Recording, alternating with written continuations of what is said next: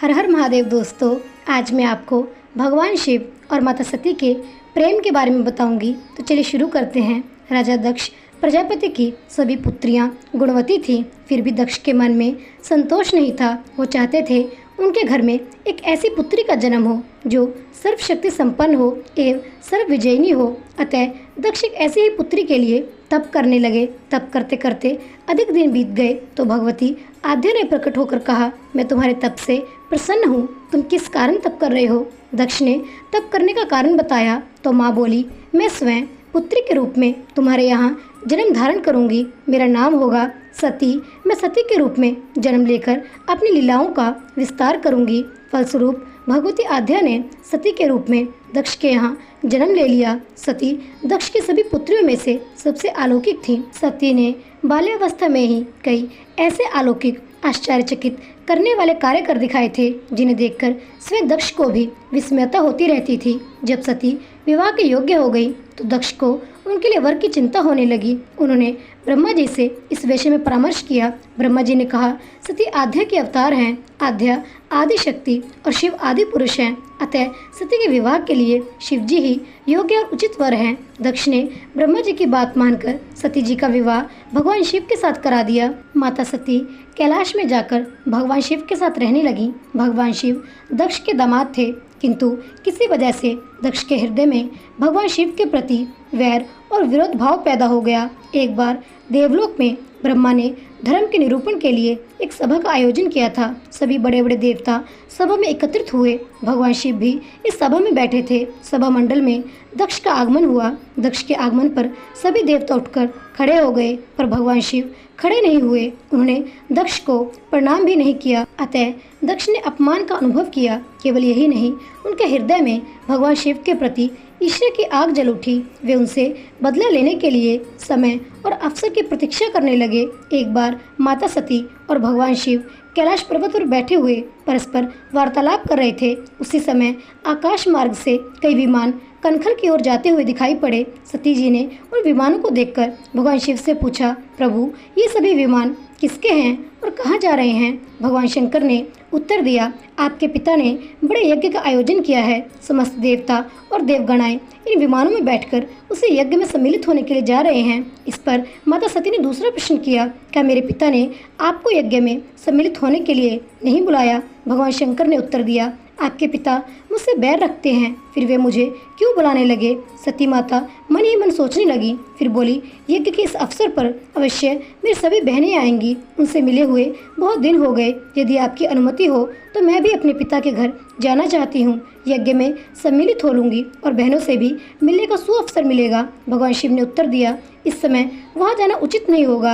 आपके पिता मुझसे बैर रखते हैं। हो सकता है वे आपका भी अपमान करें। बिना बुलाए किसी के घर जाना उचित नहीं होता है। इस पर माता सती ने प्रश्न किया, ऐसा क्यों? भगवान शिव ने उत्तर दिया, विवाहित लड़की को बिना बुलाए अपने पिता के घर नहीं जाना चाहिए, क्योंकि विवाह हो जाने पर लड़की अपने पति की हो जाती है। पिता के घर से उसका संबंध टूट जाता है। लेकिन सती पीहर जाने के लिए हट करती रही, अपनी बात बार बार दोहराती रही। उनकी इच्छा देखकर भगवान शिव ने पीहर जाने की अनुमति दे दी। उनके साथ अपना एक गण भी साथ में भेज दिया। उस गण का नाम वीरभद्र था। सती वीरभद्र के साथ अपने पिता के घर गई। घर में सती से किसी ने भी प्रेम पूर्वक वार्तालाप नहीं किया। दक्ष ने उन्हें देखकर कहा, तुम क्या यहाँ मेरा अपमान कराने आई हो? अपनी बहनों को तो देखो, वे किस प्रकार भांति भांति के अलंकारों और सुंदर वस्त्रों से सजी हैं। तुम्हारे शरीर पर मात्र बागंबर है। तुम्हारा पति शमशानवासी और भूतों का नायक है। वे तुम्हें बागंबर छोड़कर और पहना ही क्या सकता है? दक्ष के कथन से सती के हृदय में पश्चाताप का सागर उमड़ पड़ा। वे सोचने लगी, उन्होंने यहाँ आकर अच्छा नहीं किया। भगवान ठीक कह रहे थे, बिना बुलाए पिता के घर भी नहीं जाना चाहिए। पर अब क्या हो सकता है? अब तो आ ही गई हूँ। पिता के कटु और अपमानजनक शब्द सुनकर भी सती मौन रही। वे उस यज्ञ मंडल में गईं, जहाँ सभी देवता और ऋषि मुनि बैठे थे तथा यज्ञ कुंड में धू धू करती जलती हुई अग्नि में आहुतियाँ डाली जा रही थी। माता सती ने यज्ञ मंडप में सभी देवताओं के तो भाग देखे, किंतु भगवान शिव का भाग नहीं देखा। वे भगवान शिव का भाग ना देखकर अपने पिता से बोली, पितृश्रेष्ठ, यज्ञ में तो सबके भाग दिखाई पड़ रहे हैं, किंतु कैलाशपति का भाग नहीं है। आपने उनका भाग क्यों नहीं रखा?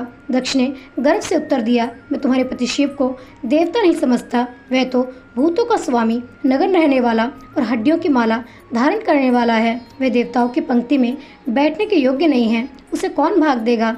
सती के नेत्र लाल हो उठे। उनका मुखमंडल प्रलय के सूर्य के भांति तेजोदीप्त हो उठा। उन्होंने पीड़े से तिलमिलाते हुए कहा, मैं इन शब्दों को कैसे सुन रही हूँ? मुझे धिक्कार है। देवताओं, तुम्हें भी धिक्कार है। तुम भी उन कैलाशपति के लिए इन शब्दों को कैसे सुन रहे हो, जो मंगल के प्रतीक हैं और जो क्षण मात्र में संपूर्ण सृष्टि को नष्ट करने की शक्ति रखते हैं। वे मेरे स्वामी हैं। नारी के लिए उसका पति ही स्वर्ग होता है। जो नारी अपने पति के लिए अपमानजनक शब्दों को सुनती है, उसे नरक में जाना पड़ता है। पृथ्वी सुनो, आकाश सुनो, देवताओं सुनो, तुम भी सुनो। मेरे पिता ने मेरे स्वामी का अपमान किया है। मैं अब एक क्षण भी जीवित रहना नहीं चाहती। सती ने अपने कथन को समाप्त करते हुए यज्ञ के कुंड में कूद पड़ी और जलती हुई आहुतियों के साथ उनका शरीर भी जलने लगा। यज्ञ मंडप में खलबली पैदा हो गई। हाहाकार मच गया। देवता उठकर खड़े हो गए। वीरभद्र क्रोध से कांप उठे। वे उछल उछल कर यज्ञ का विध्वंस करने लगे। यज्ञ मंडप में भगदड़ मच गई। देवता और ऋषि मुनि भाग खड़े हुए। वीरभद्र ने देखते ही देखते दक्ष का मस्तक काटकर फेंक दिया। समाचार भगवान शिव के कानों में भी पड़ा। वे प्रचंड आंधी की भांति कनखल जा पहुँचे। सती के जले हुए शरीर को देखकर भगवान शिव अपने आप को भूल गए। सती के प्रेम और उनकी भक्ति ने भगवान शंकर के मन को व्याकुल कर दिया, जिन्होंने काम पर भी विजय प्राप्त की थी और जो सारी सृष्टि को नष्ट करने की क्षमता रखते थे। वे सती के प्रेम में खो गए, बेसुध हो गए। भगवान शिव ने उन्मत्त की भांति सती के जले हुए शरीर को कंधे पर रख लिया। वे सभी दिशाओं में भ्रमण करने लगे। भगवान शिव और सती के इस अलौकिक प्रेम को देखकर पृथ्वी रुक गई, हवा रुक गई, जल का प्रवाह ठहर गया और रुक गई देवताओं की सांसें। सृष्टि व्याकुल हो उठी। सृष्टि के प्राणी पुकारने लगे, त्राही माम, त्राही माम। भयानक संकट उपस्थिति देखकर सृष्टि के पालक भगवान विष्णु आगे बढ़े। वे भगवान शिव की बेसुधी में अपने चक्र से सती के एक एक अंग को काट काट कर गिराने लगे। धरती पर 51 स्थानों में माता सती के अंग कटकर गिरे। जब सती के सारे अंग कटकर गिर गए तो भगवान शिव पुण्य अपने आपे में आ गए। जब वे अपने आप में आ गए तो पुण्य सृष्टि के सारे कार्य चलने लगे। धरती पर जिन 51 स्थानों में माता सती के अंग कटकर गिरे थे, वे ही स्थान आज शक्तिपीठ माने जाते हैं। आज भी उन स्थानों में माता सती का पूजन होता है, उपासना होती है। धन्य था भगवान शिव और माता सती का प्रेम। शिव और सती के प्रेम ने उन्हें अमर और वंदनीय बना दिया। तो दोस्तों, यह थी भगवान शिव और माता सती की प्रेम कथा। आपको अच्छी लगी है तो कृपया जाने से पहले मेरे चैनल को लाइक और सब्सक्राइब अवश्य कर दें। ऐसे ही और कहानियाँ सुनने के लिए मिलते हैं अगली कहानी के साथ। तब तक के लिए आप सभी को मेरी तरफ से हर हर महादेव।